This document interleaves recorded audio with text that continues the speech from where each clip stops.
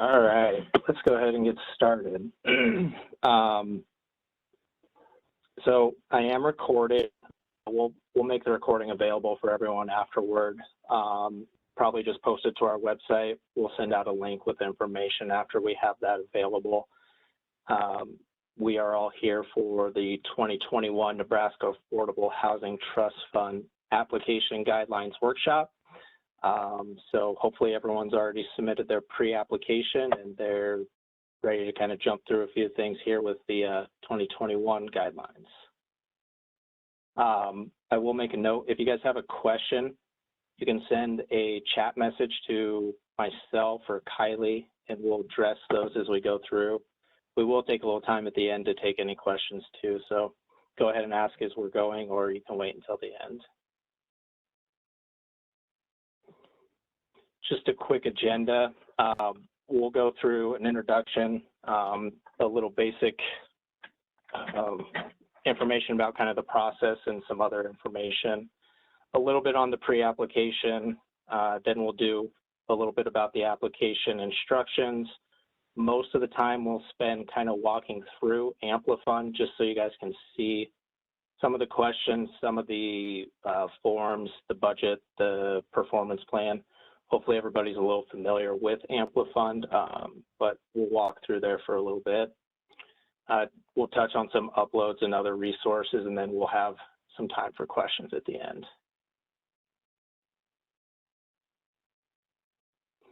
So DED's role, we are an investor and a partner when we're talking about Nebraska Affordable Housing Trust Funds. We're always looking for quality applications, really to best investment of state resources. As a partner, we're looking to provide input early in the process, help our applicants, help our grantees with project development, implementation in the event that there's hurdles or obstacles they may encounter. So investor and partner, we're always here to help out in any way we can.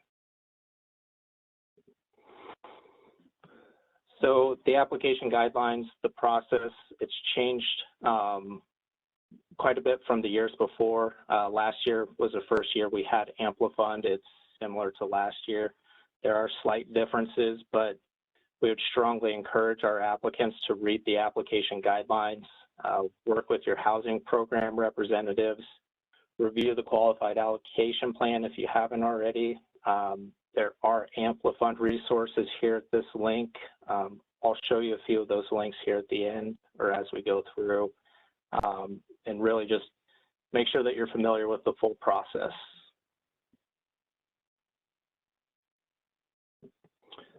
There's a link right here specific to the guidelines, and then a link here available to go directly to Amplifund. The application link for Amplifund, it is in the guidelines, so we'll share this PowerPoint, this PDF afterward as well, so you guys will have these links too.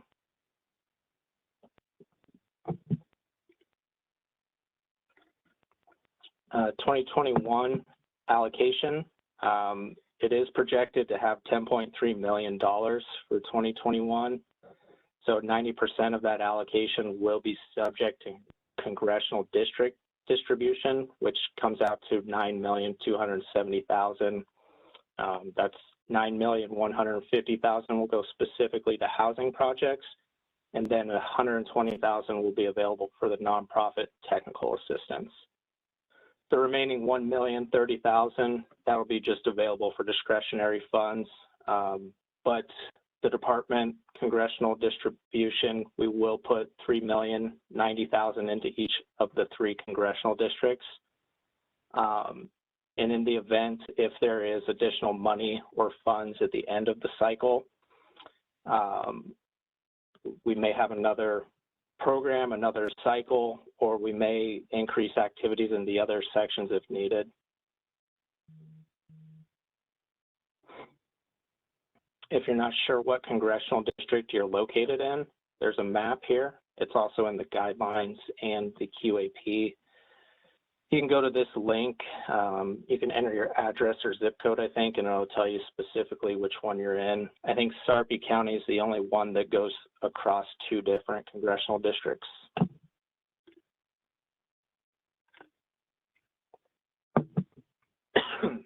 Excuse me. Funding cycle timeline. So we have workshops set up. We're here today at March 4th. We have another one scheduled on the 23rd at 10 a.m. And then we will have one specifically available for all applicants in their region. So program reps have probably already reached out to everybody. I think a couple of them are already scheduled. It'll just be an opportunity for a little more one-on-one working through specific questions that any applicants may have about the application or AMPLA fund. So those, if you haven't heard from your program rep, you can reach out. Otherwise, they should be scheduled, and we'll get a WebEx link available to you here soon. The deadline for the full application is Thursday, April 29th, 2021 by 6 p.m. Central. Do not wait until the day of. At 6 o'clock, it'll be closed. So at 6:01, you can't submit anything. Also, we will not accept any hard copy applications. And then awards, notice of award will not occur until after July 1st of 2021. So the absolute soonest that you would hear if your project had been awarded would be July 1st, but it won't be made known until after July 1st.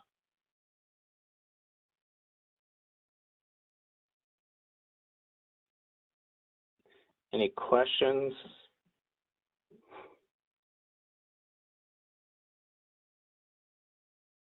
All right.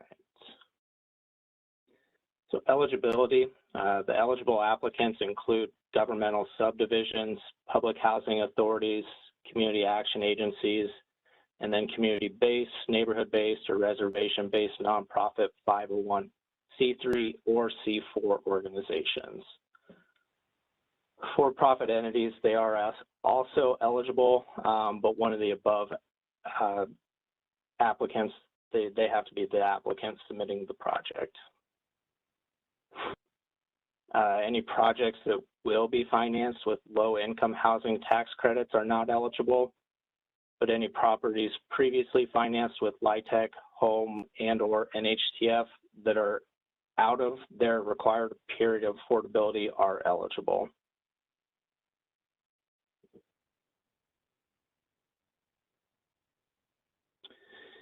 So eligible activities, you can go to page 5 of the guidelines. It'll show the whole list of 58706 of the Housing Act. Just pulled a few of them out of here, kind of the common ones that we see. New construction, rehabilitation, down payment and closing costs, infrastructure demolition, those are support activities, so they should be done with one or another eligible activity. Acquisition, mortgage insurance, and then areas determined by DED to be of critical importance. For 2021, disaster recovery, so anything, the public and individual assistance counties, I'll show you guys those counties as we get into the system, but it has to be included in DR 4420. And then also any projects resulting in new units, those are what the department we've decided to be critically important for 2021.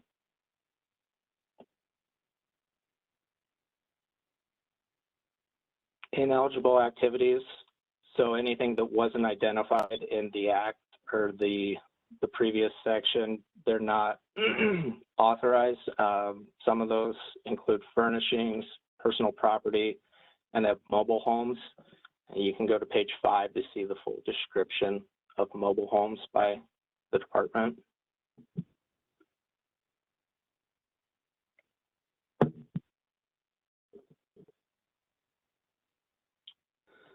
Specific eligible cost, this will be on page 6. New construction, if your project does include new construction and you are awarded, it'll have to be, the plans and specs, they'll have to be approved by the Department of Environment and Energy. Also, you need to submit a site review by March 19th. We'll go over those here in a little bit. Some more eligible costs include rehabilitation, reconstruction, site improvements, acquisition of property or vacant land, demolition, relocation costs, and then housing management and or project soft costs are eligible costs as well. Any cost or any activity, remember, it should be reflected in your budget as well.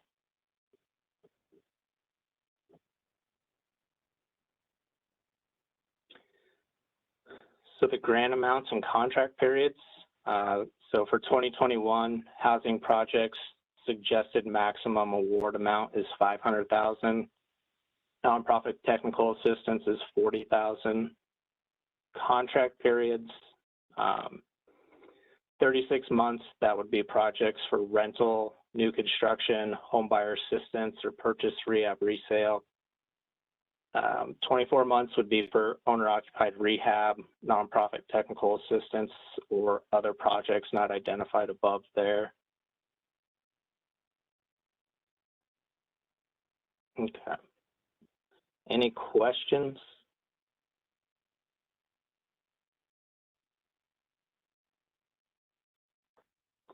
Let's see, anything? So the selection criteria and process, we'll go over that just a little bit here. There are two pools, the housing projects and then the nonprofit technical assistance. Anything must, or everything must meet minimum threshold requirements, and they're also going to need to be financially viable. Nebraska Affordable Housing Trust Fund, there are specific legislative first priorities, and those include the lowest income occupant, the longest period of time, anything in an enterprise zone, opportunity zone, or something, or an area declared as extremely blighted.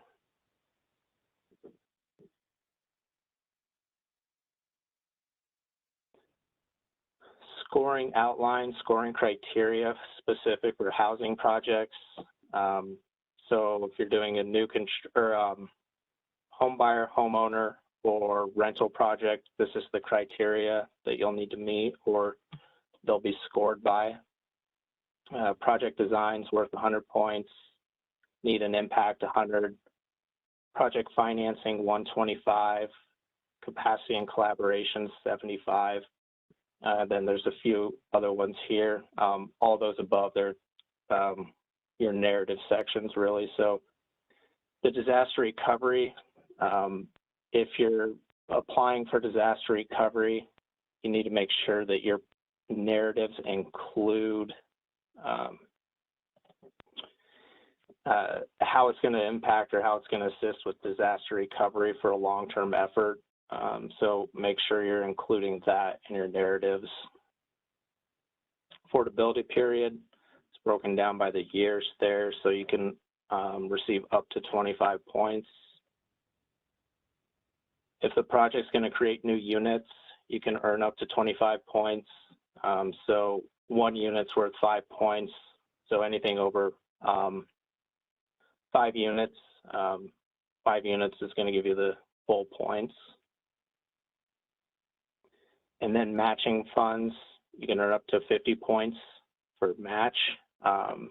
So it's just going to be based off the total award and the amount of match being provided. So if you have 20% match, you can receive 10 points.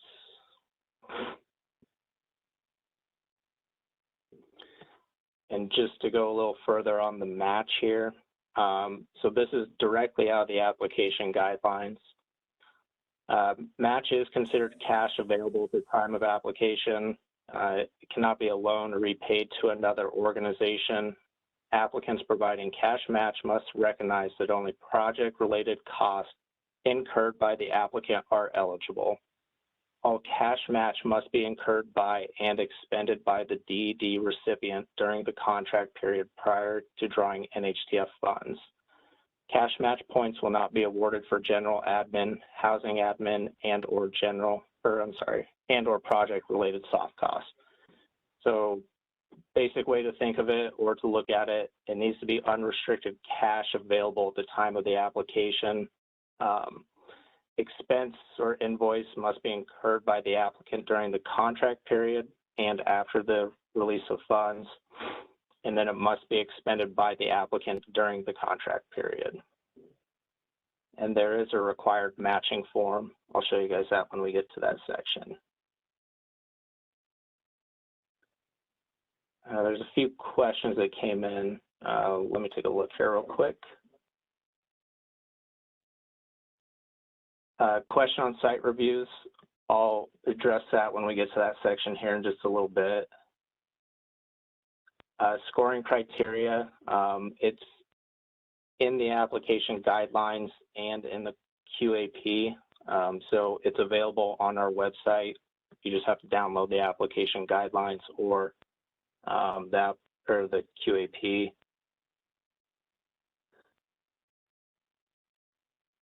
Okay.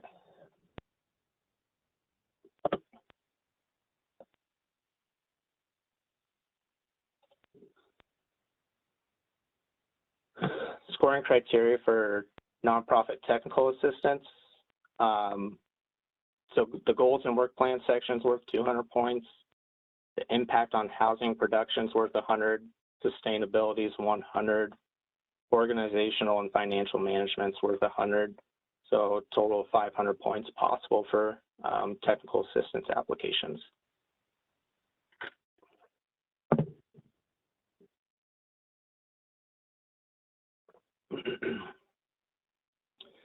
All right, so threshold review.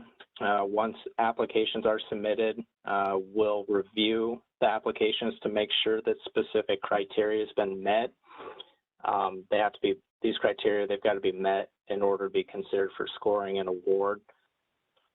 If it doesn't meet any of the criteria below, it will not be scored or funded for 2021.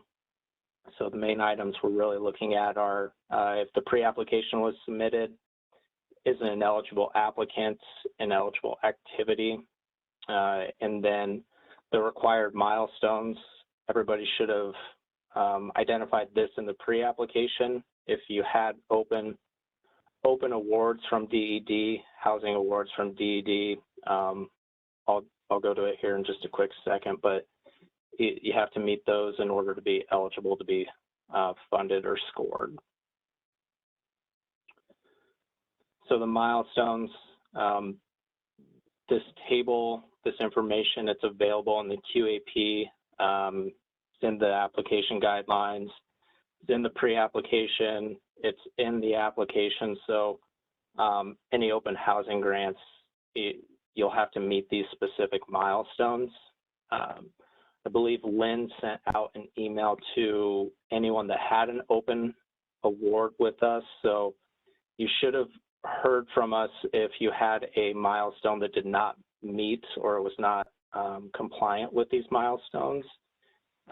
So you should have a plan in place if you intend to apply for 2021 to meet these milestones.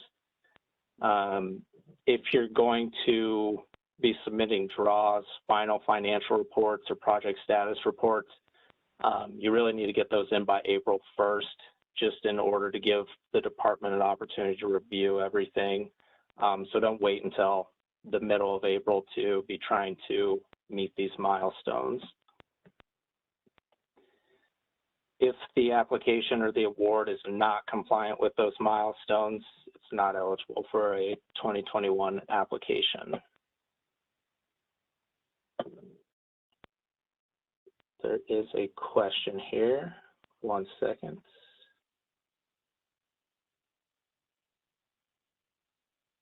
So nonprofit technical assistance, that is $40,000 over 2 years. It is not $40,000 per year.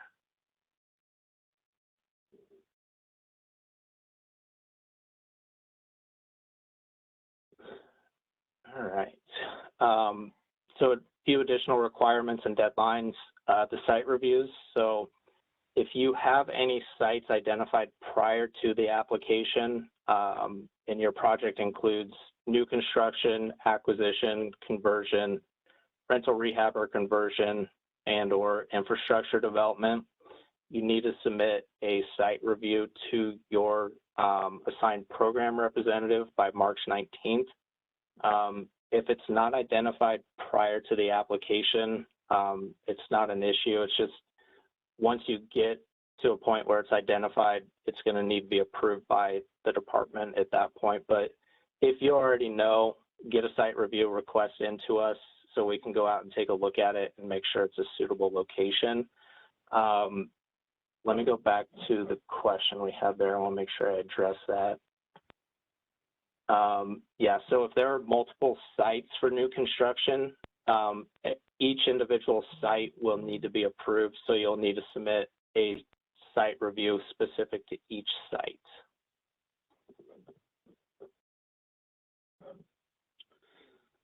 Rental projects, if your project includes rental, you're doing new construction, rental rehab, there is a deadline to submit the DED required pro forma by March 30th. I wouldn't wait until the 30th to submit that. I'd start working on that as soon as possible. That way, once that information has been received and reviewed, you're going to want to use that information when you're filling out your application. So get that in sooner than later so we have an opportunity to look through it, get you the information that you need. Just an effort to better assist our grantees and our applicants. This is something new that we're doing this year specific for rentals. Another question on the site reviews. So if you had a site review done last year and it was approved, please submit it again. And when you submit it, identify if there have been any changes in the site. If there's anything that's changed, still submit a new one just so we can have an opportunity to take a look at it.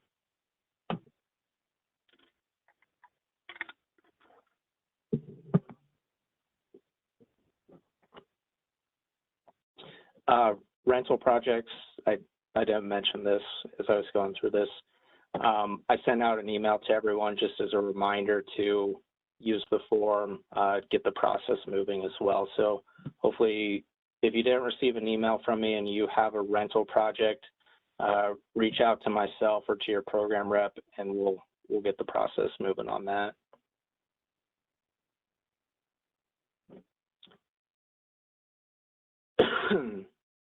Excuse me.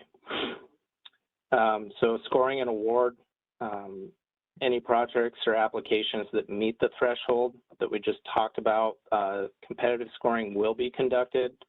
So they'll be scored and ranked statewide.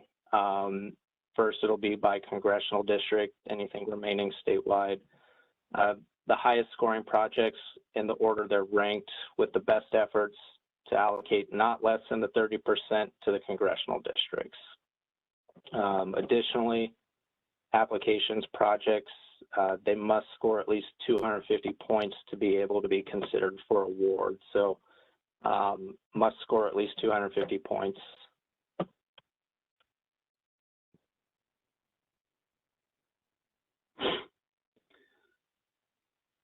After July 1st, we'll announce the awards. Once awards have been announced, the program reps, they'll reach out to the applicants, to the organizations receiving awards, and schedule contract review. Contract review is just an opportunity for us to clarify any information that might have been in the application, just to make sure we have all the information in order to complete the contract. There may be some items that the department requests at contract review. If we don't receive those items by the required date, it may impact the award or the application, and you may no longer be eligible to receive the award. Also, applicants requesting 2021 NAHTF funds cannot begin project implementation or incur any project costs until after release of funds.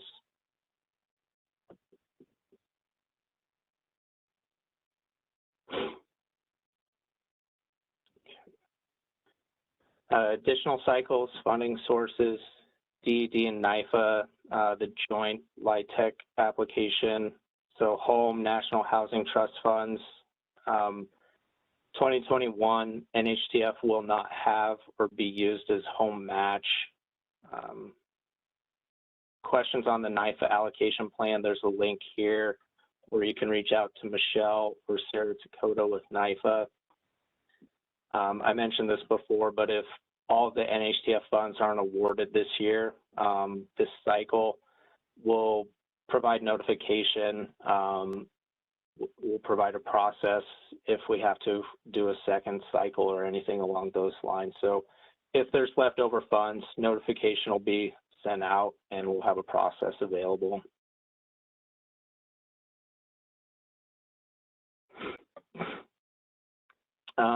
Just a little more here on resources.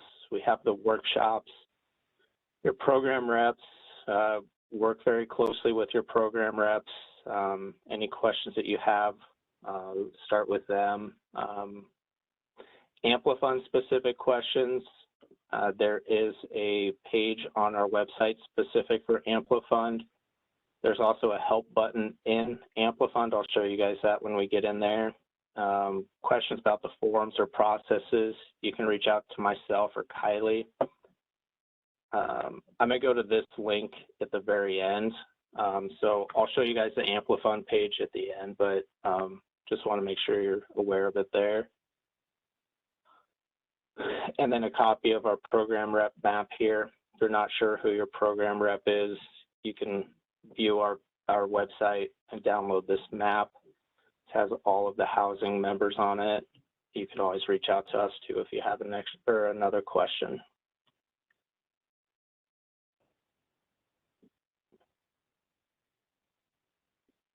All right, so pre-applications, they were required to be submitted to be eligible for a full application.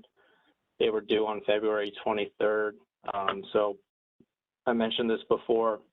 If you didn't submit a pre-application, you're not eligible to submit a full application.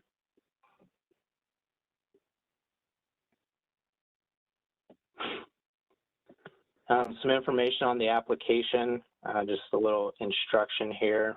All the narratives, they should be thorough, concise, and within defined character limits. Each section, text box, it'll let you know how many characters are available. It'll tell you if you're over as well. DED, we do reserve the right to verify any information in the application. And then pre-applications and full applications, they are prepared at the applicant's expense. So question here.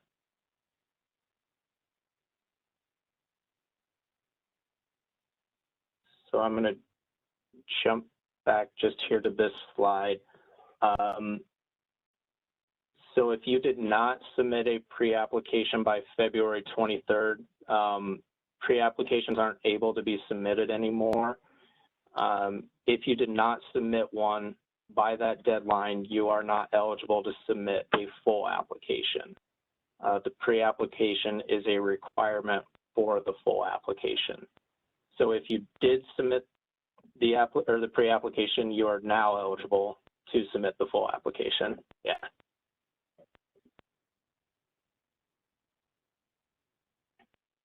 Okay. The electronic system, second go around with Amplifund. Some kinks we learned last year. Hopefully we've got most of those figured out for this year. So applications got to be submitted in Amplifund. Just real quick here on the naming, if you please would name it with this process here. So start with the funding year and then use NHTF, identify your applicant organization, the type of project, and the activity. There are a couple examples here just for you to see. So 2021 NHTF, Anywhere City, home buyer, new construction. You can use acronyms as well. So 2021 NHTF, and organization, RH, that's short for rental rehab. one thing to consider, the system will not allow you to use the same name for two applications. So if I tried to submit an application that said this 2021 any organization RH, and then I had another rental rehab project and I used that same title, it would not let me do that. You would have to identify some difference between those two. So if you could put just the 2 after it, or you could spell it out. Just know that you cannot have the same name for 2 different applications. And that's going to include a pre-application. So if your pre-application was spelled out this way, when you get into the full application, make sure you distinguish some difference between them. You can say full application, or you can just say, you can put a 2 at the end. Just make sure it's slightly different than that first one, or the pre-application. So, question we just received, no, it does not have to, it can't be the same as the pre-application name. The system won't let you use 2 same names for 2 different applications.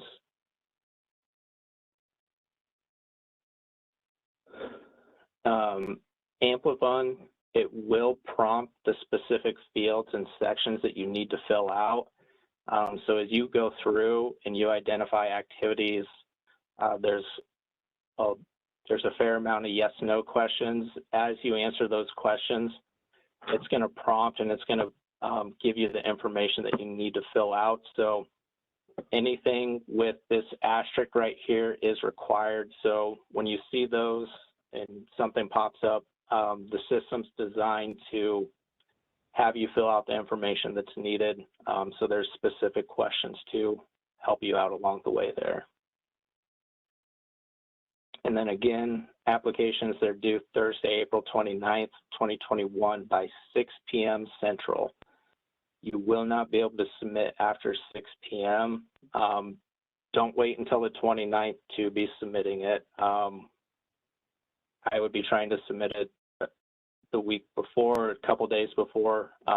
Just never know what's going to happen on that last day. So don't wait until the 29th to submit it.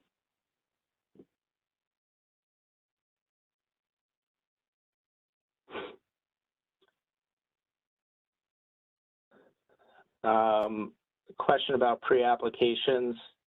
The program reps will be reaching out to anyone that submitted a pre-application. The pre-apps are really just designed for the department to prepare for the full application, just to be prepared for an idea of what may be coming in and really giving our grantees technical assistance that they need. So pre-applications, they're not necessarily approved or anything along those lines. It's just information to help us help you out with it. So your program reps have probably already reached out to most of you. Outline of the application. So this is just laid out what the application looks like in the system. There's an opportunities details page, project info page, and then the forms. There's 2 forms for the full application. There's the budget and the performance plan, and then a submit page.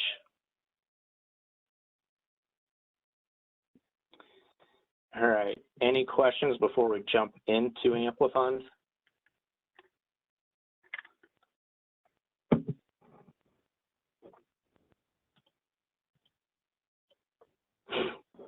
All right, let me get this pulled up.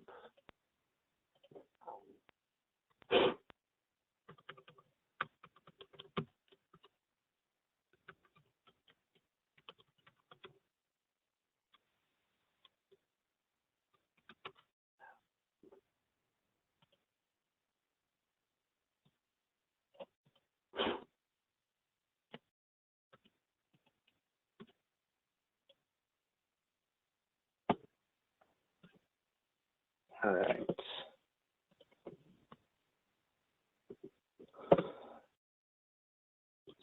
So I'm logged into the system here, into Amplifund, in the full link here. I am under my account information. So I just went to I signed in, went to my account info, and I clicked on my applications here. Just so you guys can see here, you'll already have your pre-application in there. If you've applied for other DED awards, not necessarily NAHTF, it could be CDBG or site and building, they'll be in here as well. But I've already started a few in here just so we can kind of walk through. You can see naming here shows that they're unsubmitted, the opportunities open, shows the funding source. There should be one here. So the pre-application, it's already closed. It says closed right here, identified the pre-application. So I'll just go through these a little bit just so everybody can kind of see what it looks like in there. If you haven't had a chance to go in and put any information into the full application or not, it's going to be really similar to the pre-application, just more detailed.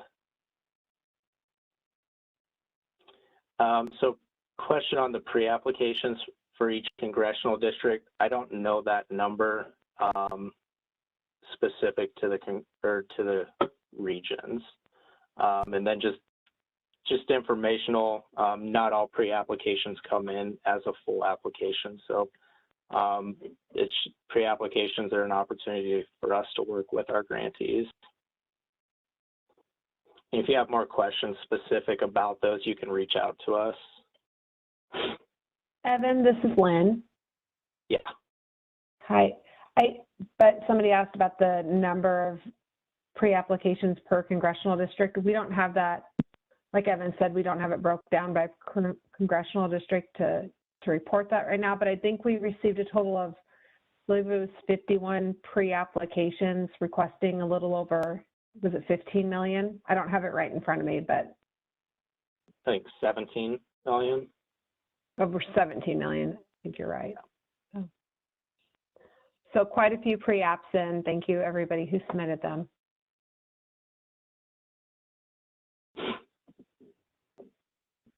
All right. Okay, so I'm in the full application right now. The opportunity details page, this is just informational. There's a link to the page that I'm on right here. Submission information, additional questions about submitting, the workshops, program reps, eligibility. So nothing really on the opportunities details page that you need to do. It's just information for you. So you can just save and continue. If you guys don't recall from the pre-applications, the ribbon up top here, if it has a check mark right here, that means that that section is done. It's been marked as complete. There's nothing else that you need to do for it. Right here, I'm on the project information. I'm on this page right now. It has the circle, so it just means it's in progress. The budget, I haven't started anything on the budget, so it's just blank. Once you have the check mark on all of these up here, it'll be good to submit. And I'll show you some more on that on the Amplifund resources.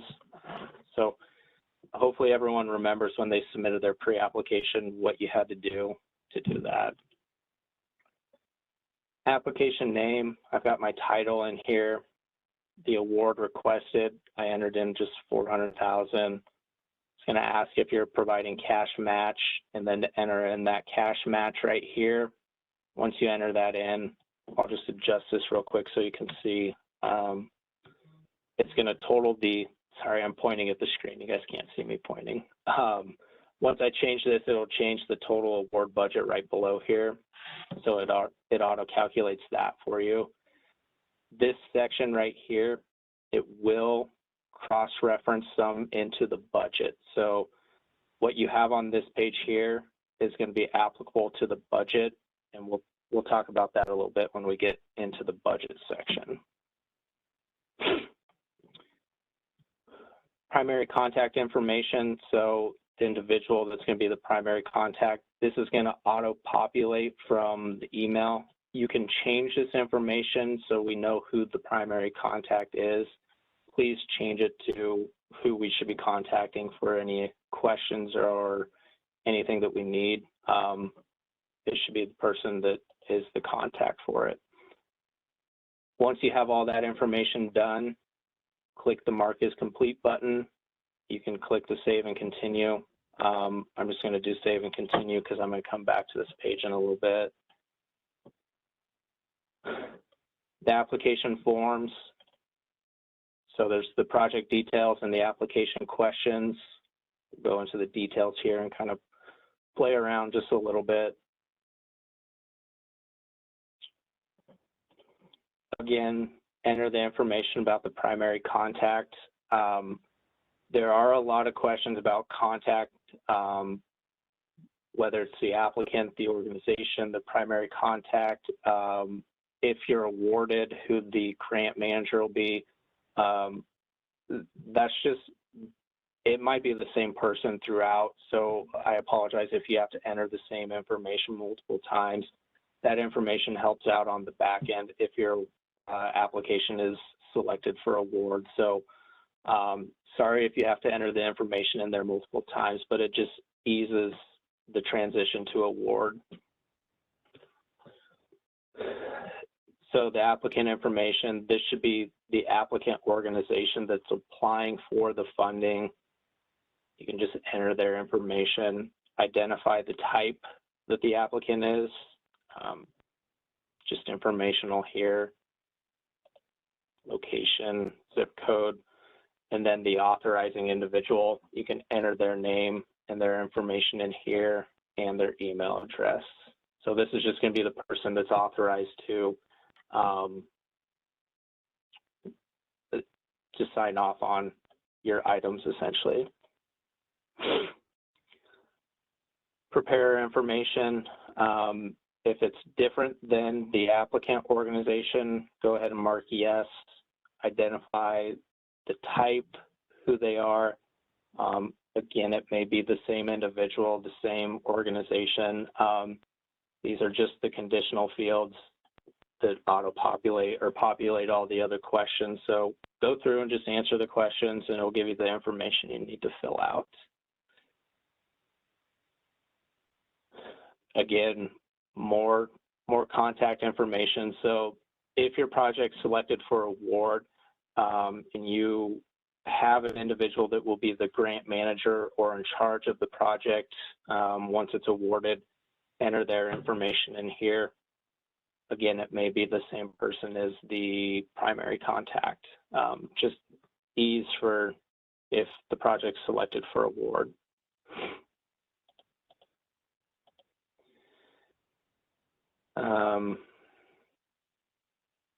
If they don't work at the applicant organization, we still want to know the local contact for the organization, the applicants.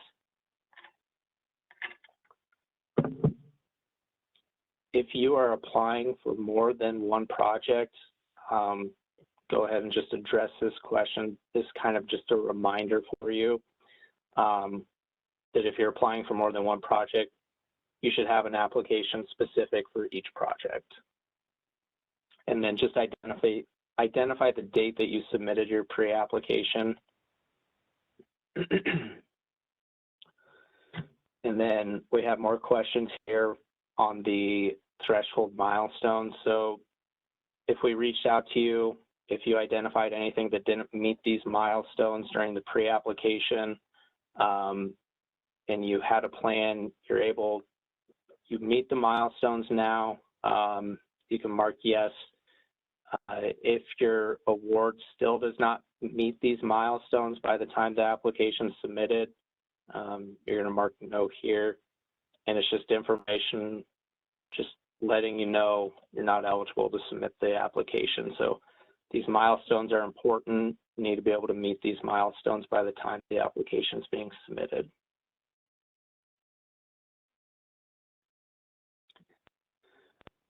Congressional district, again, if you're not sure which congressional district you're located in, you can go back to that map. I think it's linked in the application guidelines as well. So identify where the majority of your project is going to be located.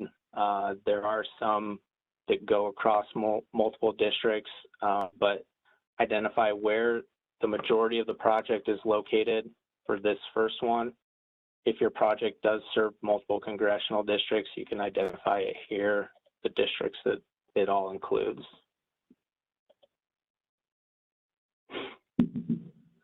Service area, the legislative districts that will be served. You can select multiple ones here. Just identify those in that section. Gives you instructions how to do this. You should have done this in the pre-application, so hopefully everyone remembers how they did that. And then identify the cities and or counties that the project, your specific project's going to serve in this section here. So if you're doing a full county or multiple counties, you can identify all the counties. If it's just one county, identify that county. If it's a city or village, sorry, I don't know any towns or villages in Banner County off the top of my head, but just identify the village, and then you can have the county up here as well. So just enter the information there specific for the project.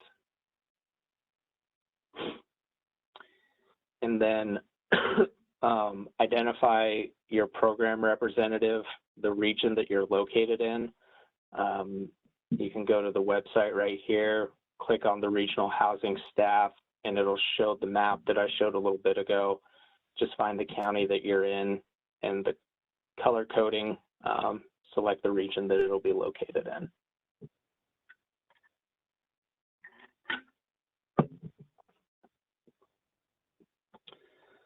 Once you have all that information filled out, done, you can mark it as complete. It won't let me mark this as complete because I left it blank. I can mark it as complete and come back and mark it as incomplete so I can change it.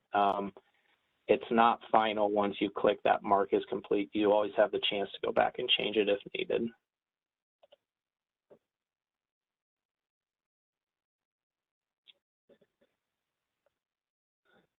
All right, so took us into the fun part here, all of the questions. Give me one quick second here. I'm going to try to open. I have one specific for each activity. I'm going to jump back and forth a little bit here. So if anybody gets lost or you need me to go back to something, let me know. I'm just going to be jumping back between a rental project, home buyer, and a homeowner project here, just so you can see kind of the differences between the narrative sections. So I'm going to start with a rental project here. You'll just identify the type. So it's a housing project. Once I select housing project, it's going to ask me the affordability period. I can enter in the years here. It's going to ask me if it's located in an enterprise zone, opportunity, or extremely blighted area. Just answer the questions. The activities. So let me show you here. So this is a homeowner or home buyer project that I have open on this screen right here. So I selected home buyer here. This one's rental. I'm just going to stick with the rental here so there's not too much jumping around. Most of this next information is the same for all the housing type projects. If your proposed project includes disaster recovery, go ahead and mark yes. If it doesn't, you can click no. If you're unsure, there's a link specific to DR 4420. You can click on that, it'll take you to the map here, and the counties eligible for the disaster points for NHTF are these reddish pink, I'm not sure exactly what color you want to call that, but the individual assistance and public assistance counties. So if your project is located in one of these reddish counties and you are proposing to serve a disaster recovery project, remember your narratives are going to need to include all that information. It's got to be in one of those counties, and it needs to be specific for disaster recovery. But if your project doesn't include disaster recovery, just mark no, and you can just move on. This section is just asking all of the activities that your project's going to include. So I'm on a rental project right here. I'm going to say that we're doing a rental new construction project, just for example. Housing management, we'll request some operating reserves. So anything identified in this section right here, there should be a line item in your budget for that information or for that line item. So remember that when you're selecting these and working on your budget. If there's an additional activity, an additional eligible activity from Section 58706 of the Nebraska Affordable Housing Act that doesn't fall under one of these right here, go ahead and mark yes, and then just provide a little, it doesn't necessarily need to be a sentence, just identify specifically what that activity is right here.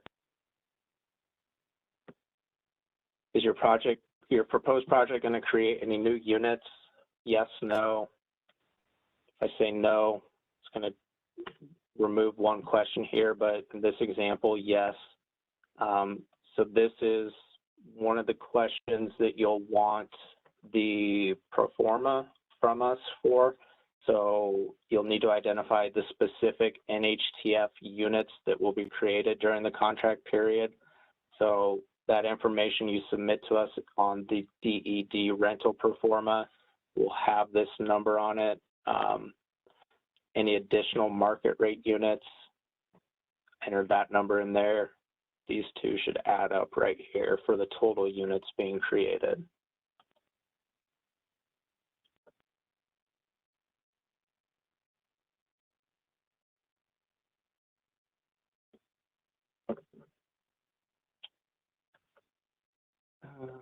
So beneficiary information,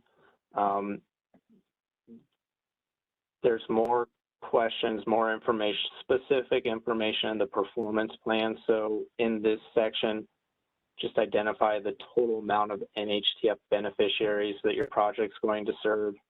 On this example, it's the same as the units being created above. So 6 NHTF, there's 8 market rate ones in this example. This question, it's just for rental projects. So any TAs, home buyer, homeowner projects, ignore this section right here, but enter a proposed total monthly rent generated for all the units. It's just a reporting requirement we need, so enter that information in there specific for rental projects.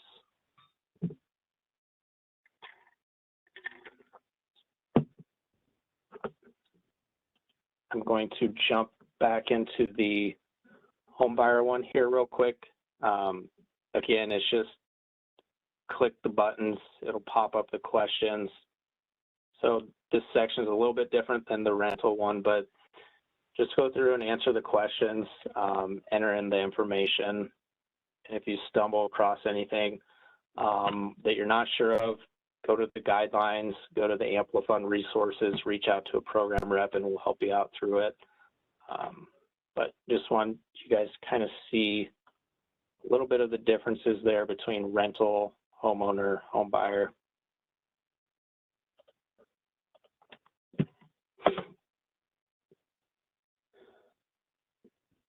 So uploads, we're getting into the narrative section right here.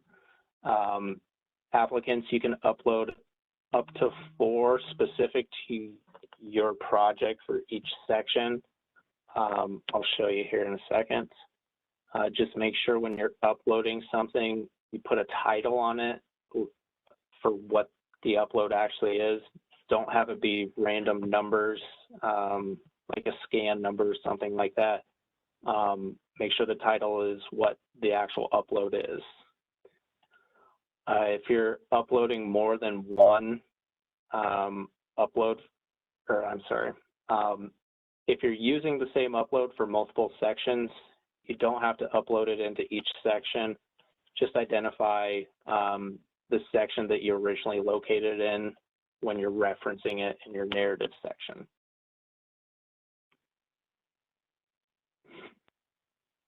Okay, so I am again on rental projects right now. This is the project description section. So the questions, here are your character limits. It's going to tell you how many characters you can use. It's going to show the number right here. So when you get to the narrative section, it's going to track how many characters you have left right there. So when you get to that section, just enter that information in. You can copy and paste information. So if you're using like a Word document, you can copy and paste it into this section. But just as a heads up, the formatting doesn't always transfer over. So the formatting might look a little funky once you copy and paste it into this section, but you are able to copy and paste into here. So there's specific questions here for rental, more specific questions for rental. So if you have a short-term lease to purchase, answer yes. You didn't see that. So I answered yes. It popped up a question about your transition plan, a required upload. Mark no, it goes away. So just go through and answer the questions and it'll pop up the information you need to upload. Your program guideline checklist, you'll download this right here. So I'll click this.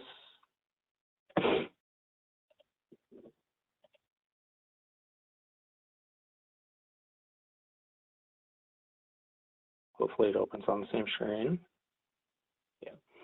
So your proposed rental program guidelines, all this information needs to be identified in your program guidelines. So use this as you're working on your guidelines, and then once you have your guidelines done, if you don't already have them, identify the section that they are located in, the page number. So as we're reviewing anything, we can see this quickly and jump to that section. So you'll download that, and then you'll upload that filled out form right here. And then you'll upload your actual program guidelines right here too. So we're on rental project design. There's going to be another question here. If your project involves new construction, rental rehab, conversion, or infrastructure development, yes. If it includes one of those, we're going to want you to upload your architectural, engineering, or site plans, your proposed plans right here. If it doesn't include those, just mark no. Similar question, slightly different. Does the project include these activities here? Answer yes. Have you identified the sites prior to the application? Yes. Please upload the DED approved site review forms. If you have multiple sites, they've been approved, please save it as one document to upload right here. But if you don't have them identified, just move on. Here is the section for you to upload any specific uploads. So if you are referencing a study your community or your organization has done, you can upload it right here. Just make sure you're referencing it in your narrative section. So that's the project design section for rental. Sorry, I'm going to jump over into home buyer project design. So these questions are different here, and that's going to be depending on just the button I click right here. Again, character limits, same character limits. You can copy and paste. It's going to identify all of that. If you go over character limits, so if I go over 13,200, it's going to note right here. It's going to tell you you're over character limits. Conditional question, just answer if it's a short-term lease to purchase. If yes, you're going to have some other items you need to upload. Transition plan, rules and regulations. Same process for the program guidelines. This is specific to home buyer. Just download the checklist, use it to develop your program guidelines if you don't have them already. Identify where in the program guidelines section and page, upload that filled out checklist and a copy of your program guidelines.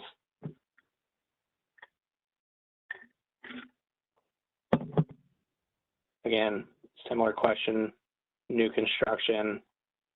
If yes, upload your site plans. So same thing with site review, answer those questions. It'll pop up if you need to submit anything. I'll jump over to homeowner real quick. So homeowner projects, questions are slightly different than the other two sections.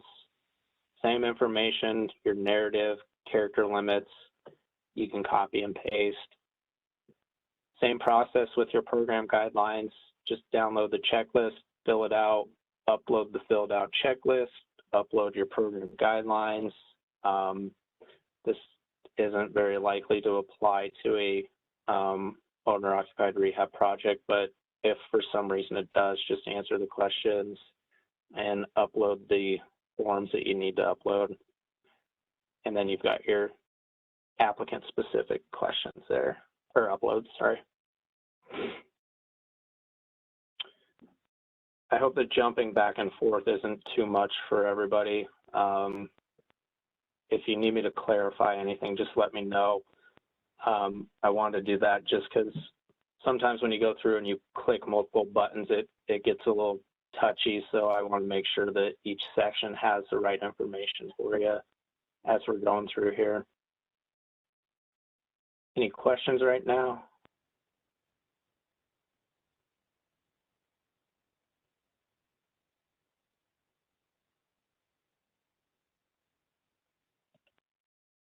All right. So the need and impact section, here's your questions. Just go ahead and fill out the narrative section. You have your character limits. It's going to show you again.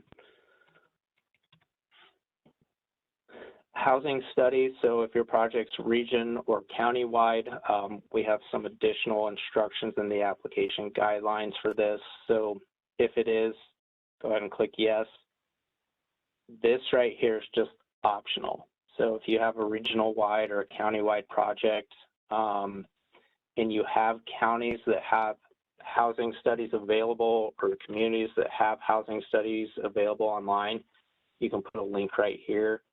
Again, this is just optional. I know not every community or every county is going to have that information, but just something for you to enter if it's available or if it is there. And then provide just a synopsis kind of the housing studies. There's some more information in the application guidelines for the regional or county-wide projects when it comes to the housing study.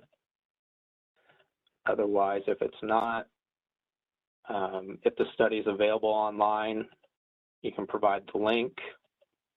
If it's not, you can upload the full copy. If there's an executive summary, you can upload the executive summary. If there's not an executive summary, just provide a summary of the housing study here. So again, just answer the questions and fill out the information as it pops up, basically. And that's going to be the same for each section there. The need and impact will be the same for rental, home buyer, and homeowners.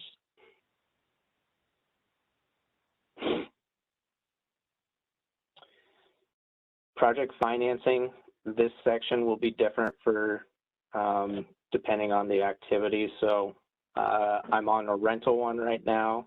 It's going to have specific questions for rental, how your affordable rental rates were determined.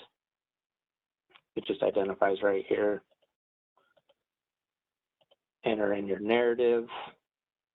If your project includes leverage, upload your leverage documentation.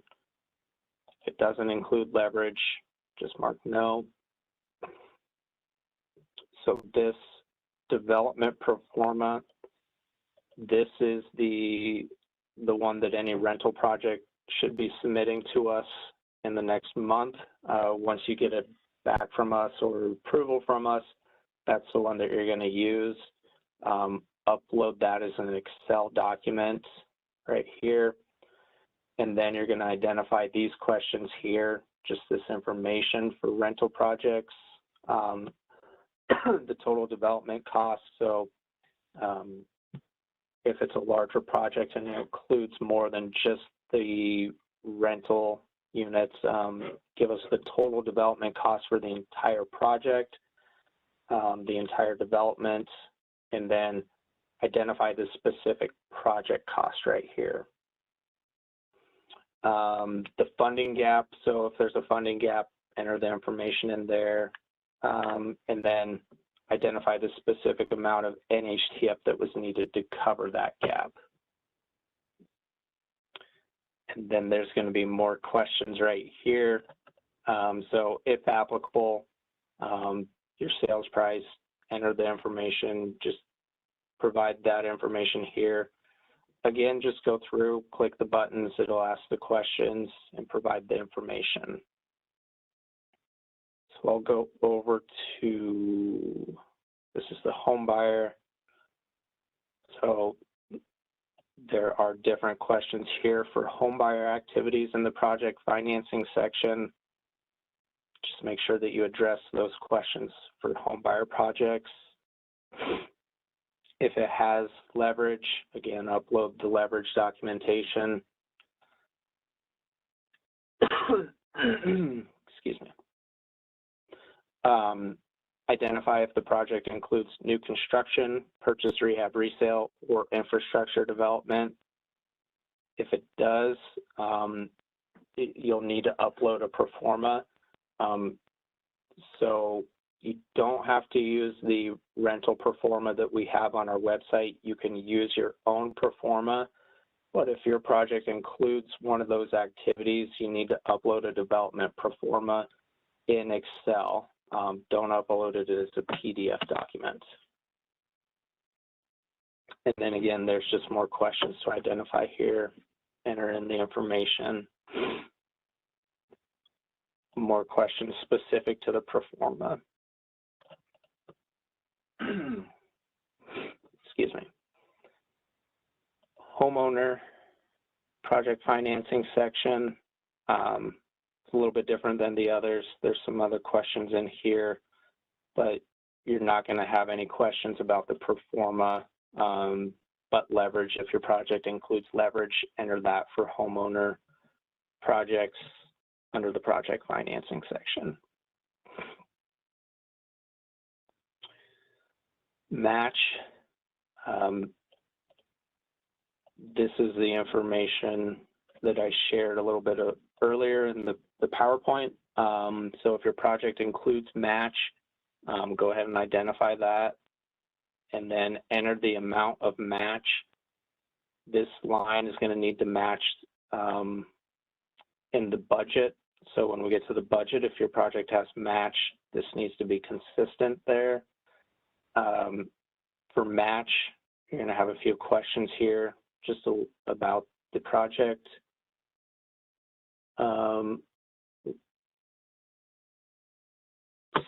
Sorry, question there. I'll get to the question here in 1 second. So match, there's a required document you need to download for your matching documentation.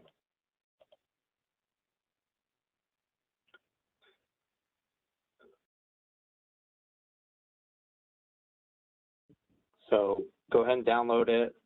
Please place it on letterhead. These gray boxes are just the sections you need to fill out. So identify the amount that you're providing for the project, the amount being requested, application name, the organization. This is just verification that your organization identifies that any cash match points, it's got to be cash time of application incurred by and expended by the applicant organization during the contract period. So in order to receive those matching points, it's not eligible for general admin or housing administration, sorry, that should say management, and project related soft costs. So just specific to the hard cost of a project are the eligible activities. Fill this out, download this onto letterhead, save it, and then upload right here is your match documentation.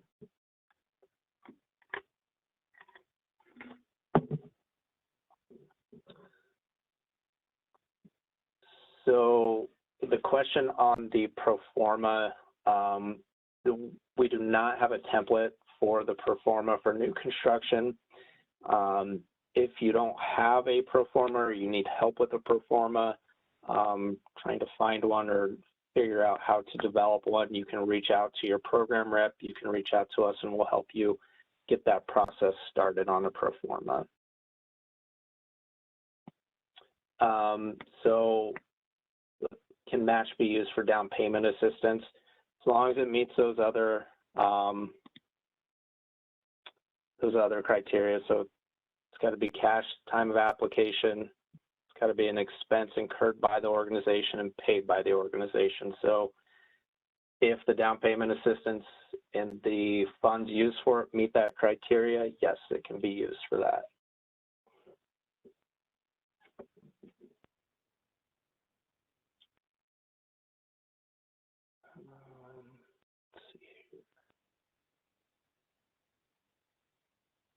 Capacity and collaboration, next section here. The match section is going to be the same for all of them. So we're just going to enter the information in here. Public hearings, I'll talk about this again in a little bit when I get back to the PowerPoint, but we're not going to require anyone to hold a public hearing. If your organization, your community, you feel that you guys are okay, you're safe, you're more than welcome to, but we're not going to require anyone to do it just in the interest of everyone's safety. So this section, really what you need to do is, if you're not holding a public hearing, you need to make the application, the information available to the public. So identify how you're going to make it available to the public, any input that you receive from the public, and then just so you can enter that information and upload it to each of these 3 sections. This is designed to be 3 different things, but you can upload the same documentation into each of these public hearing ones. And I'll touch on that a little bit more when I get back to the PowerPoint. Make sure I'm not missing anything. Rental projects specifically, there's a question about who will own the project and manage the project, so you can just go through and address those questions. There's slight differences between them. So the question on the leverage and match, specific examples. If you have a question that you're not sure of, please work with your program representative, but the biggest way to identify the difference between leverage and match is it unrestricted cash available at the time of the application? So match can't be a loan. It can't be anything that's going to be paid back to another organization. So right there is a distinguishing feature. And then it's got to be incurred by the applicant organization, and it's got to be paid for by the applicant organization. So when you're trying to decide the difference between those, ask yourself those questions and if it meets that criteria. Applicant organization is the organization applying for the funds.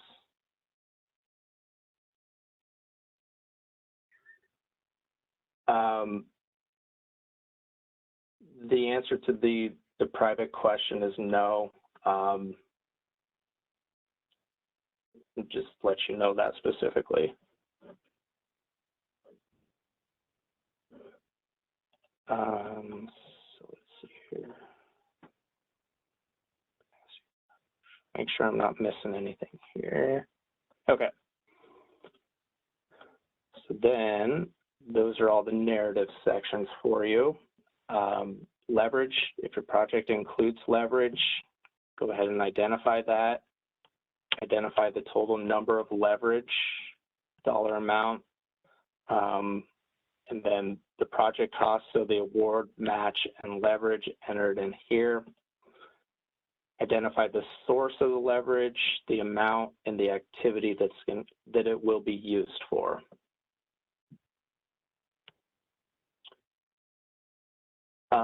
Public hearing stuff, I'll touch on that in just a little bit when we get back to the PowerPoint. So leverage, just enter the information here for that. Leverage does not go into the budget. If you have leverage, please use it. Please enter it in here. Don't enter anything into the budget for leverage. And then finally, the identify the or fill out the electronic signature section is to prepare the authorized individual. If yes, they can just sign their information. Sorry, one second.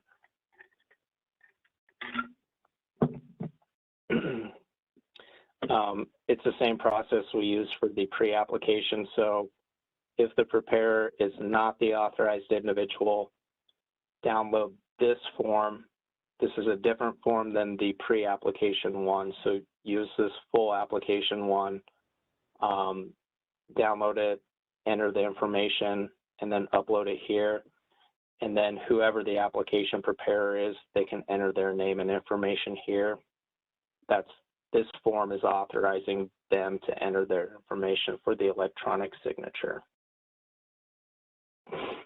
And then just put the date that you're signing it.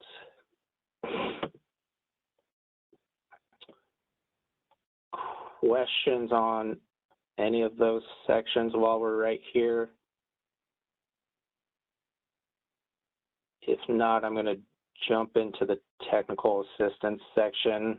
It's a little more straightforward than these sections.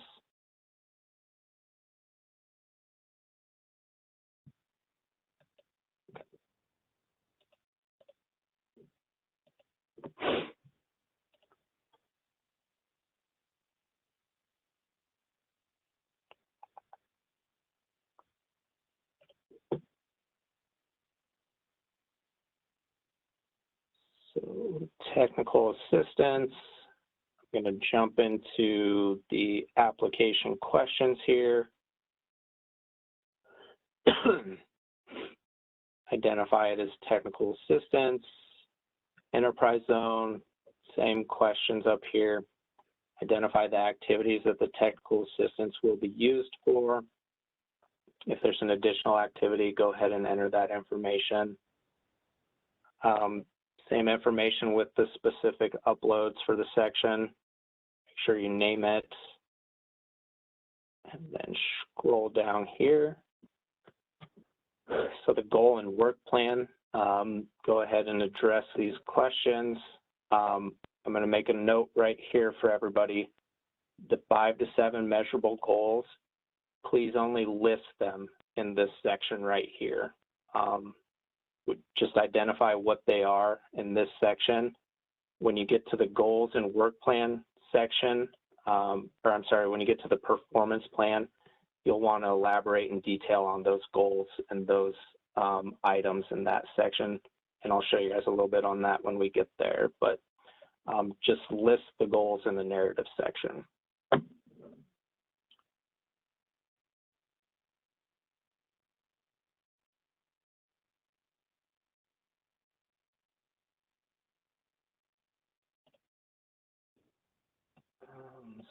Sorry, looking at questions here.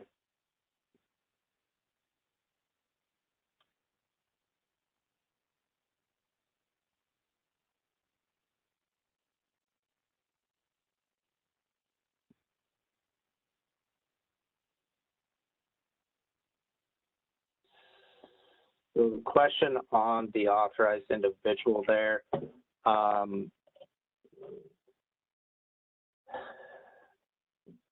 so I think I understand the question here. If the person that is filling out the information is not the authorized individual, but the person that is the authorized individual is actually typing their name here, if that's okay. Since we're asking the question about the application preparer here, please go ahead and just fill out the form and have the authorized individual at least sign it and fill that information.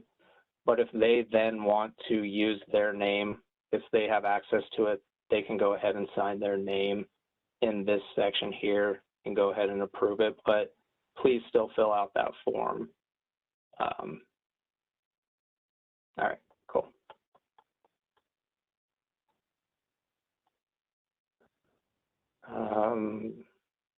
Back to the technical assistance, impact on housing section or production, just answer the questions in the narrative section. Sustainability, go ahead and fill out the information. I'll talk about the public hearing here in just a little bit, but same process. Organization and financial management, narrative section. If it has cash match, go ahead and identify, enter in the cash match, use the same match form right here. If it has leverage, go ahead and identify that and provide leverage funds or documentation for the leverage. And then a copy of the balance sheet, income and expense statement here. And then any additional uploads, same for all the sections. Same table for the leverage. Go ahead and identify the leverage source, the amount, and the activity it's going to be used for. There's not a lot of difference between the technical assistance from the others. It's a little more straightforward. All right. Other questions?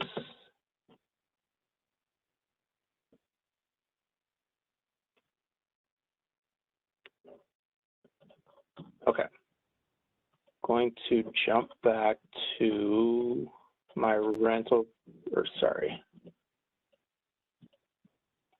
Let me go to my home buyer project here.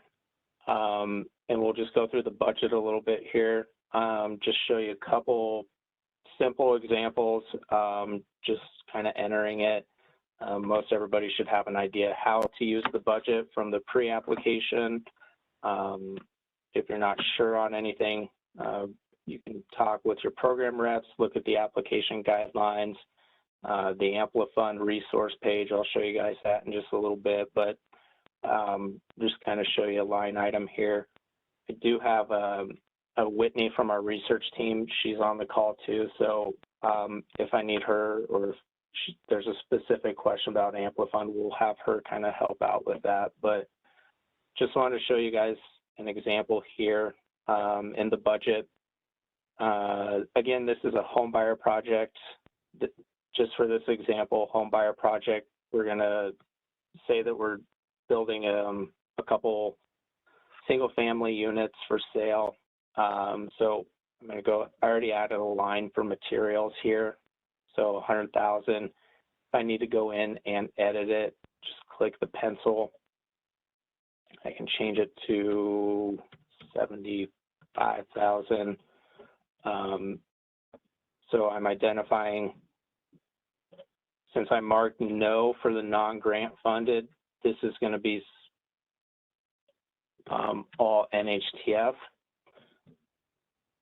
You can provide a narrative in here. So if you know, it's a good idea to be more detailed in the budget and the full application. That is going to give the score review team a better understanding of the project. So the more detail that you can provide on the budget is better for understanding the project if you have that detail. So go ahead and enter in as much as you can in the full application. Non-personnel, so if this is like salary, you can change it to personnel and enter in salary information there or something specific for personnel. That's not a big item to be too concerned about. You can put the narrative down here, so change that back to 100. 10. Go ahead and save it. So new construction, just this example, materials, $100,000. It can be even more detailed than that. Say labor, just putting numbers in here. So I'm going to change this one and have this be as cash match or as match. So I'm going to change that to yes. So right now it's saying all this is for grant funded, but I'm going to change it to 50,000. So change that grant funded to 0. It's all cash match. If I had, you can do this two different ways.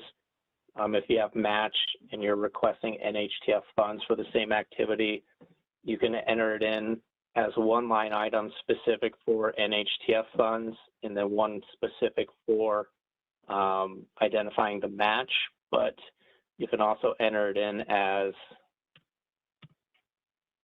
if it's a 50-50 type thing, you can enter it in like this.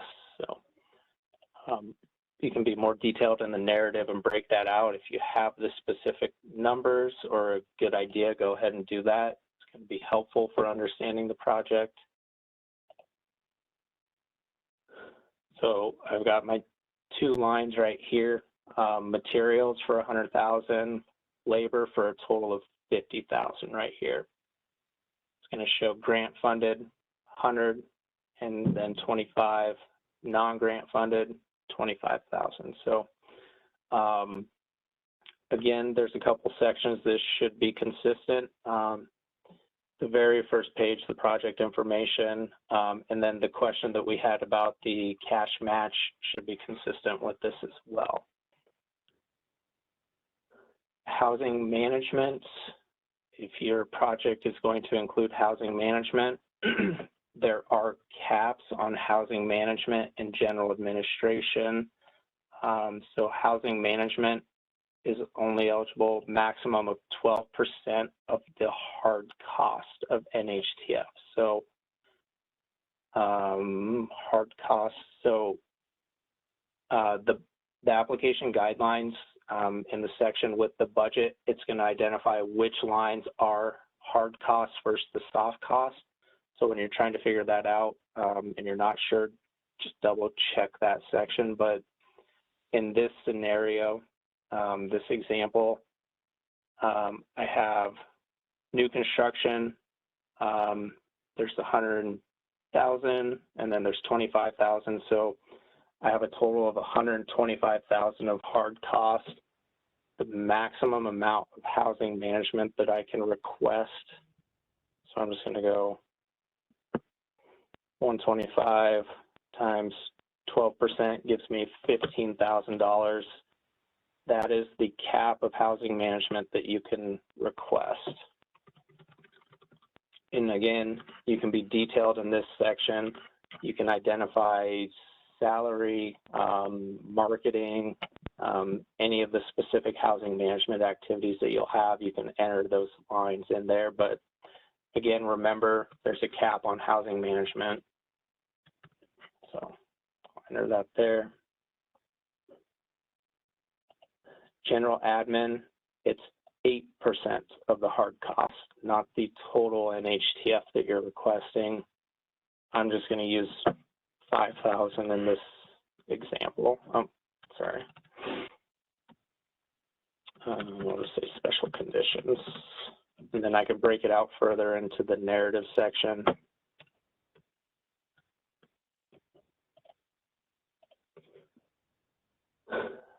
So I have a total of 145,000 right here of NHTF funds being requested and 25,000 of match in the example. Whitney, do you want to go ahead and kind of walk through a little bit on this section right here with the balancing? Yep. So the revenue budget, so the budget's just like the pre-app. The revenue budget is, these numbers came from the project information page. So let's say Evan's done with this. We obviously can see that the revenue budget down here and where he put his line items, it's called the expense budget. If he goes up a little bit. Yep. So, yep, as you can see, the expense budget, it's saying you have $170,000 for this project, and the revenue budget, which what you plugged in the project information, saying there's 200,000. So besides the differences of the grant and the cash match, it's a totally two different amounts. So there will be red text is kind of guiding you on what is wrong. And it's also his mark as complete button is a little bit light green. So he physically cannot mark it as complete. So you have two options.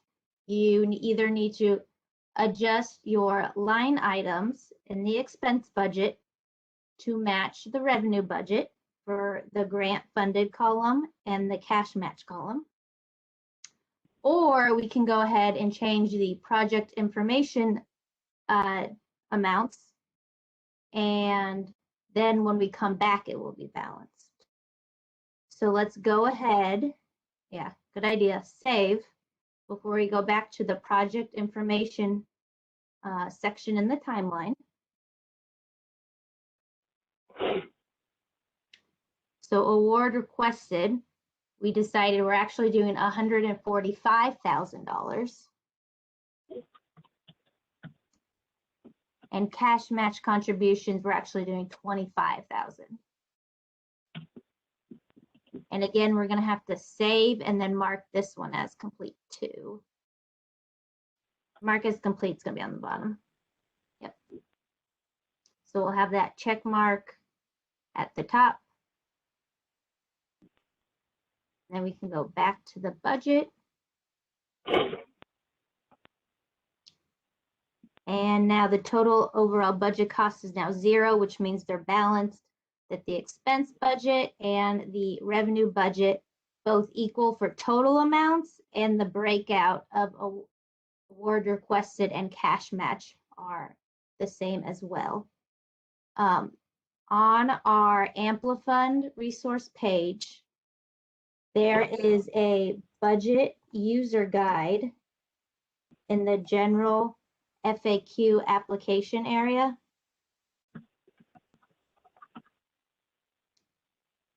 It's going to say, I'll just wait for you. So FAQ application, there's a PDF in the general section that says budget error guide.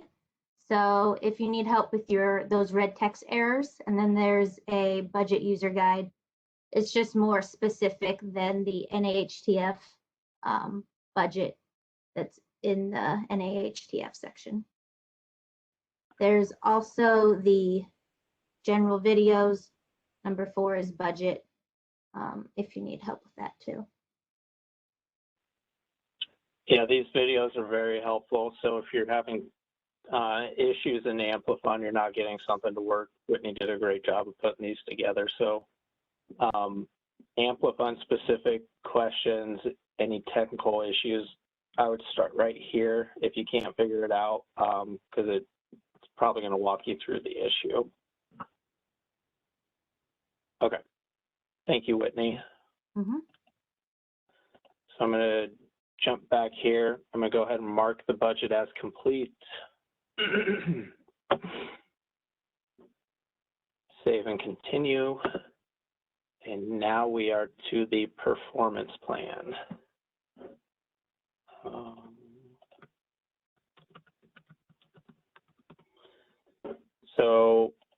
I mentioned earlier, there's a question about the beneficiary information in the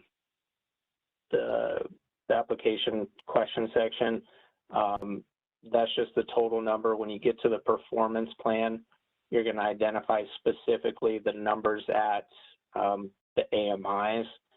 So you got your 80, 100, and 120. And then rental projects, anything at market rate, you can add that in there. So I'm going to go ahead and add a couple here real quick. I'll do a couple at 80%. And actually, sorry.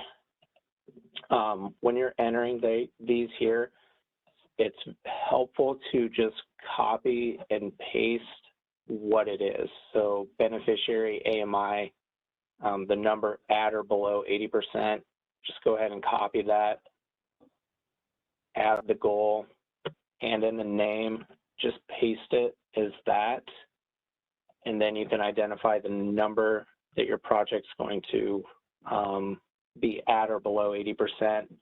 You can provide a narrative in here, more detailed information here in this section, but that title is beneficial and helpful to understand.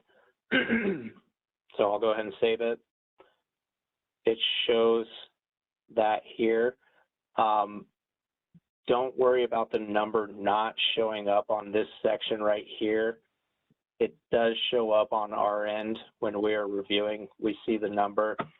If you're not sure if you have the right number or not, just click the pencil and you can see the 4 there. So if you needed to change it, just update it to 6 or whatever it needs to be.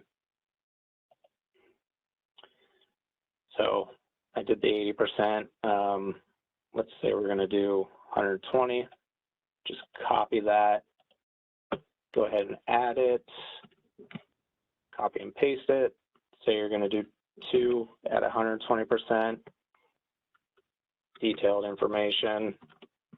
You can just enter that information in there and save it. So it'll show the description right here. It'll show that, don't worry about that number not showing up on here. It shows up on our end when we're reviewing it. So that's information on AMI. Remember that number should match what you said in the other section for the total. So make sure your numbers are consistent throughout. NAHTF claimed units, the rental pro forma, the process we're helping out with. So we're just kind of trying to make sure we have all the information in place for our grantees for ease of review. So you can enter in that number in here. I didn't copy and paste it, but claimed units. Say there's 4. 4 units will be an HTF.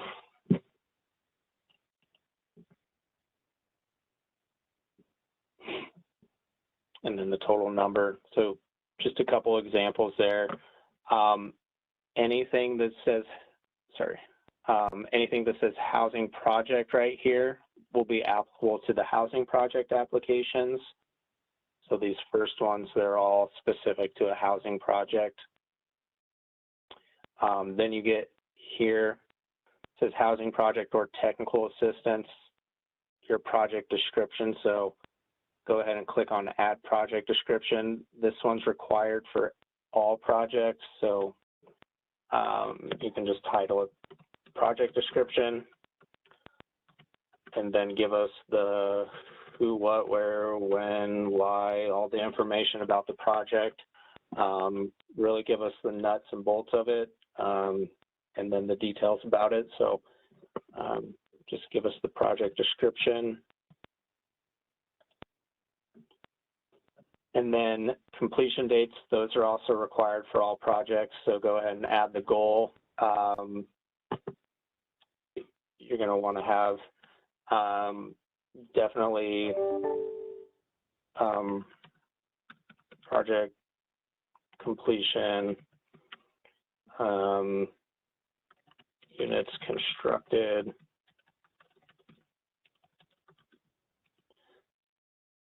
so just information on the project completion, put a date,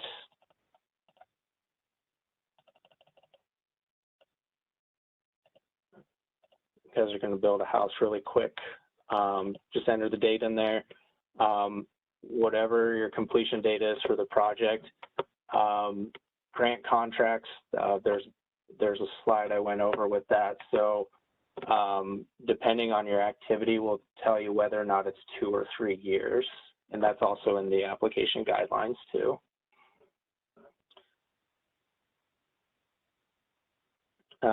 If you have specific goals that you intend to accomplish for your project, whether it's a housing project or technical assistance application, you can enter that in there.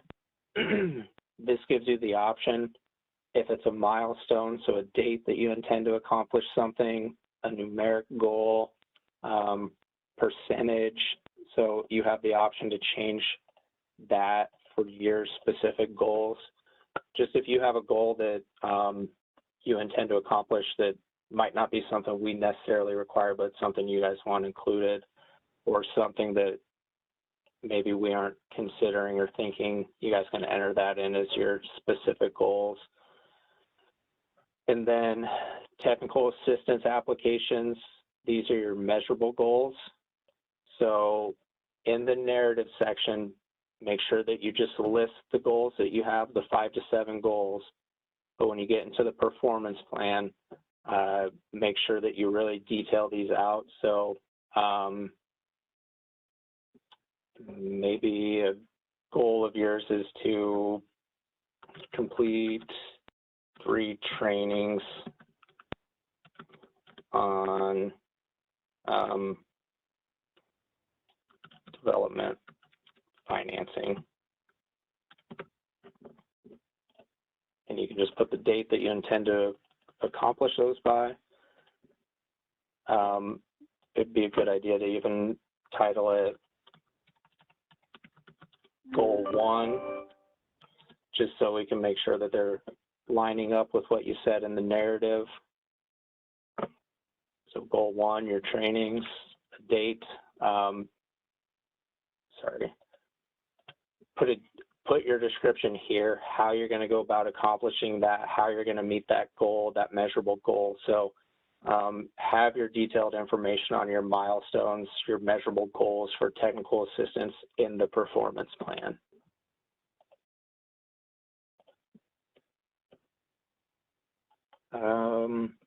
Whitney, was there anything I missed on the performance plan? I think that's everything we wanted to make sure we noted.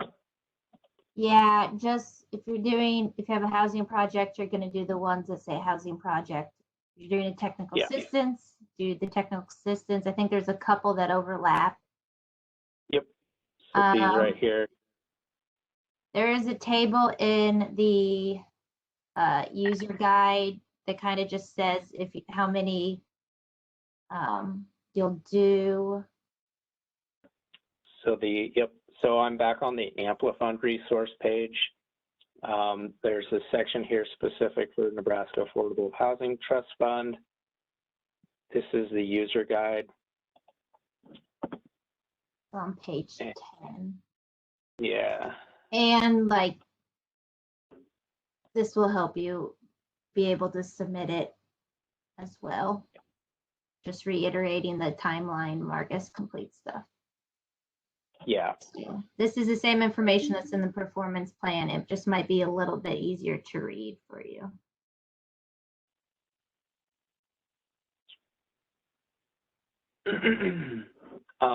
So question on the, let's see if I can get back to that section, sorry.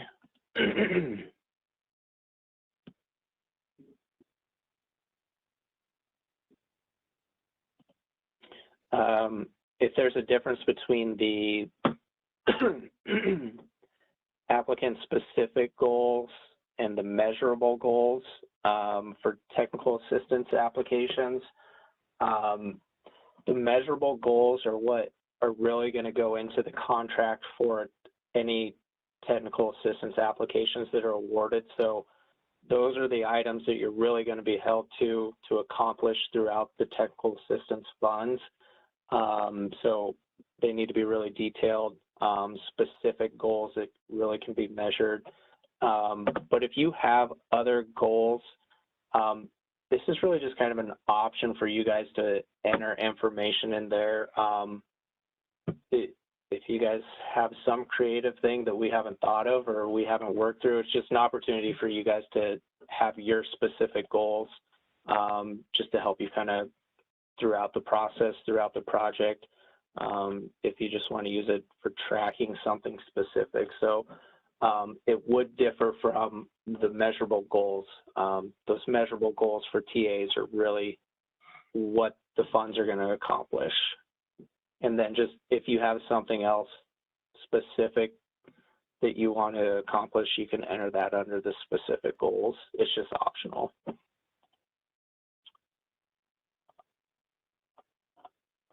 All right. So I can't submit my application right now. I don't have all the check marks like Whitney was talking about. I think I closed it already. I need to have all of these in order to submit it.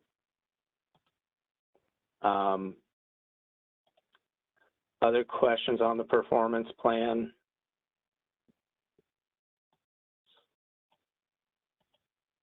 Telling me I can't submit it here, but I can review it. Again, if you mark something complete and you need to go back and change it, say I marked the budget complete, got that check mark, I can come back in here, change it to mark as in progress, and then I can edit it from there and then remark it as complete. So work with your program reps. If you have other questions, reach out to us.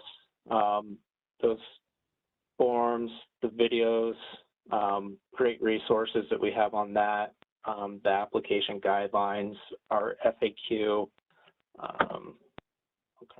Let me jump back into the PowerPoint here real quick.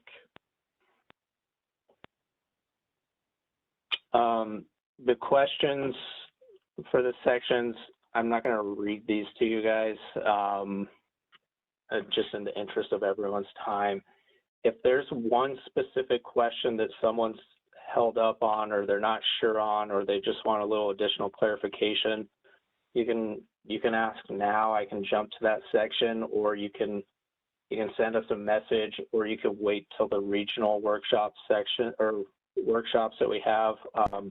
I just wanted them here on the screen so you guys could see them if you had a specific question on one.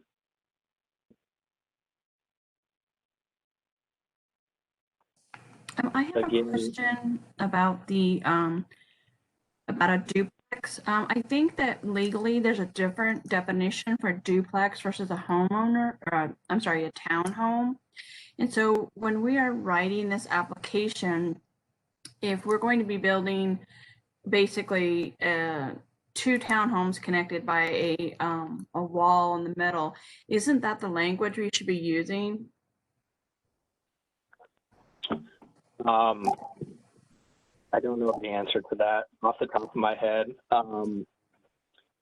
Do you mind emailing that question so we can take a look at it? And if we need to consult with our attorney, we'll double check with them so we can provide I'm not an attorney, so I can't give you legal advice on that, but Oh, sure. let's get that. I just didn't know which language you wanted us to use in the application because, you know, when you buy and sell duplexes or townhomes on the retail market, you know, there is a difference between the two of them. So I didn't know if for the purposes of the application, if it matters or, yeah, if we needed to be legally correct with one or the other. Yeah, go ahead and send the question, and we'll make sure that we get a response for it. I think the big thing to consider in the application, one of the big items that we're going to be looking at is the total units. So make sure that you're identifying the total units. So if it's 2 or 4 or 6 or 5, make sure that information's clarified in there.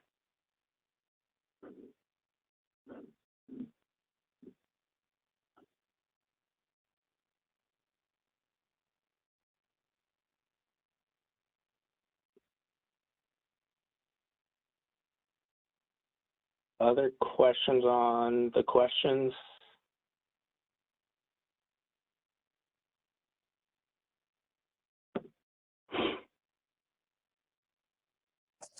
This was a question about the public hearing again. So how much time is needed for the public input then?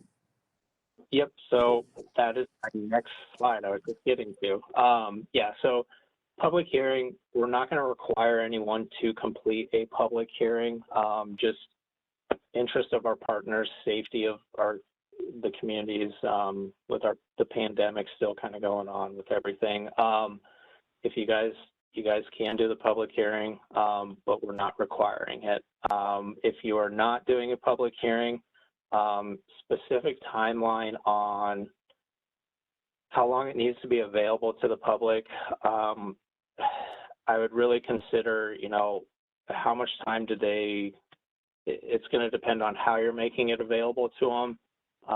If you're just having it at the office for like one day, or if you're sending out social media on it, or you're doing like a Zoom meeting or a WebEx meeting or something along those lines. Like if you have a meeting where you're making it available, you're getting that information out there to them, I would just do your absolute best to make sure that you can get any public input on it. I wouldn't say there's a specific week or a month or anything along that, but really identify how you made it available to the public and any feedback that you got back on it. So if you guys are doing a specific,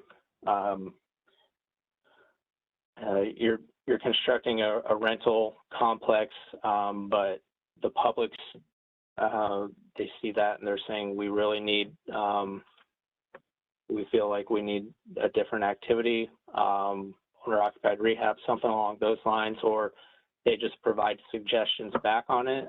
Make sure you get that information in the documentation and the summary when you submit it. So the specific week timeline, it's more about how you're making it available to them. Hopefully that answers your question. Thank you. Hey, Evan, this is Amy. I have 2 questions for you. Yeah. On the match, I don't know if you can go back to that slide in the PowerPoint. You want, it was at the very beginning. Yeah. It was for the scoring, sorry, for the scoring criteria. Mm-hmm.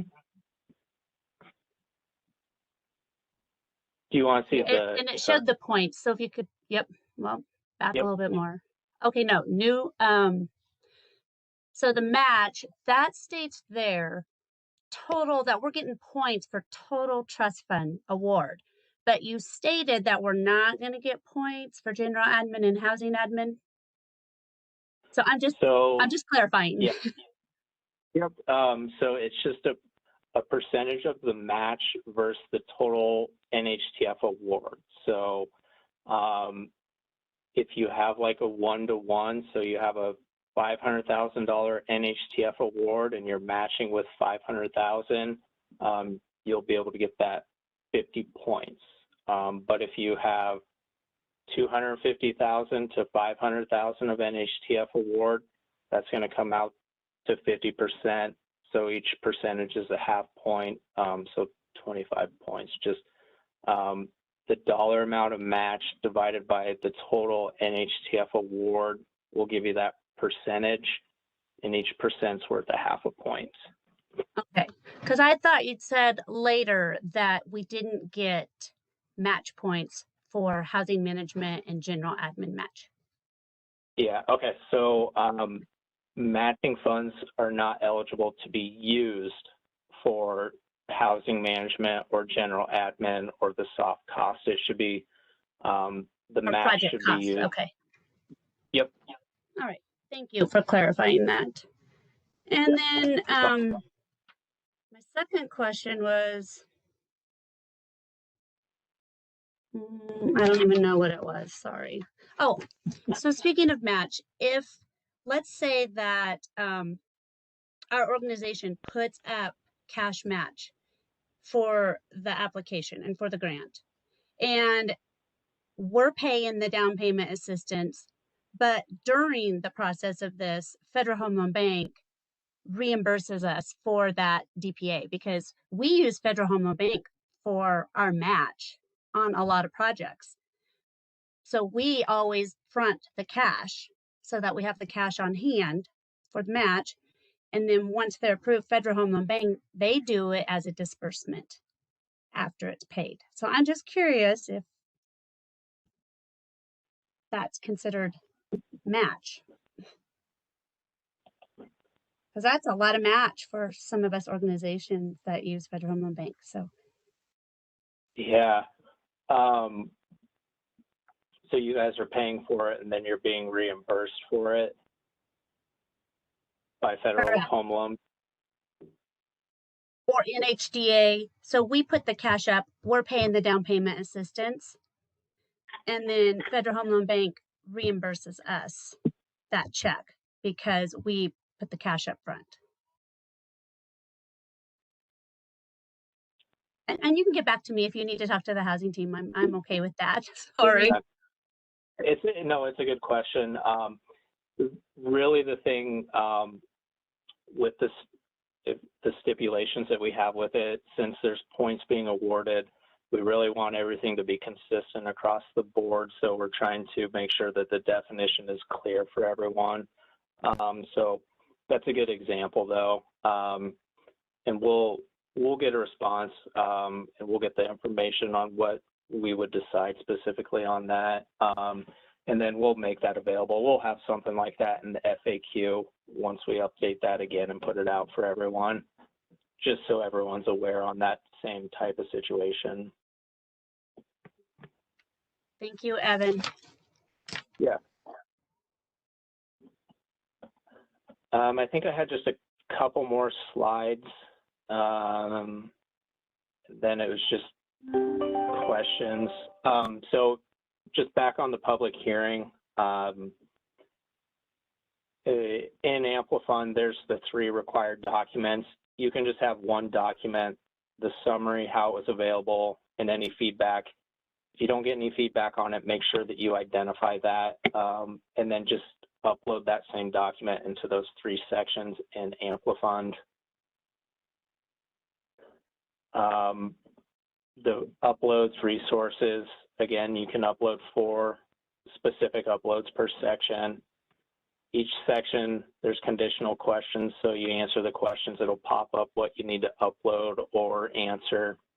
Our application guidelines, there's forms, project calculators, the rental performa, and then the FAQ that I just mentioned, just here available on our website. If I click the right button.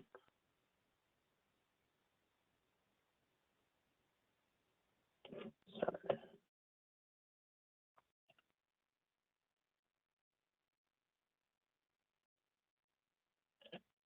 So application guidelines, they're just available here.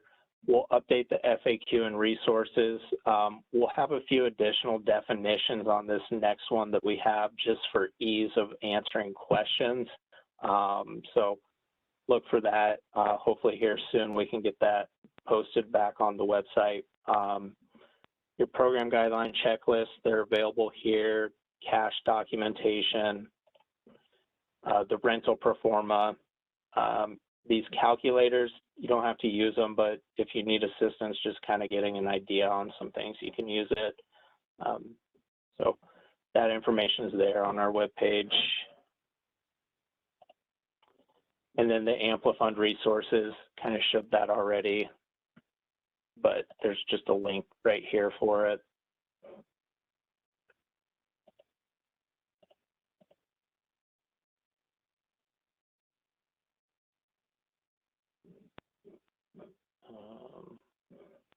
I don't think it opened. Sorry. Yeah, so just Amplifund specific questions, using Amplifund. There's a whole bunch of information on here. The FAQ, the forums, and then the videos, the pre-application workshops right here. We'll have the full workshop posted and available after we're done. So we'll make this workshop recording available to everyone too. So any other questions? This is Rita, and I got a question on, and it's on match as well, but it's on operating. Yeah. Okay. Does it have to be anything specific? I mean, you know, like our organization, if we say we're going to put in $2,000 match, do we have to specify what that match is going to go towards in operating? So for operating, yeah, you definitely identify what the match is going toward, how it's going to be used in the application and in the project or the technical assistance. So identify how it's being used in the application. Points are not specifically awarded for match and nonprofit technical assistance, but it's a section and it's a question and an item that's reviewed when the review team looks at project financing. So it is taken into consideration for that section. Okay, thank you. Yeah.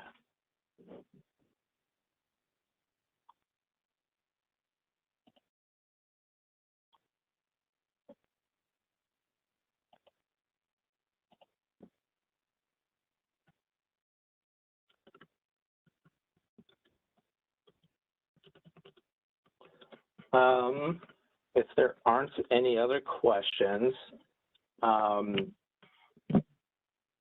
we'll go ahead and finish up, but we'll have the regional workshops coming up. We will have another full workshop similar to this. Wanted to give you guys kind of a high level, just understanding, look in the application today, some items on the application guidelines. Send your reps questions, send myself, anybody on the housing team. If you have questions, just reach out. We're always available and always there to help out in any situation. If you have site reviews, get those in. If you have the rental pro formas, get those in. If you have draws that need to be submitted for your milestones, get those in. Just work away on everything. And if you have questions, let us know. Thanks everybody for attending today.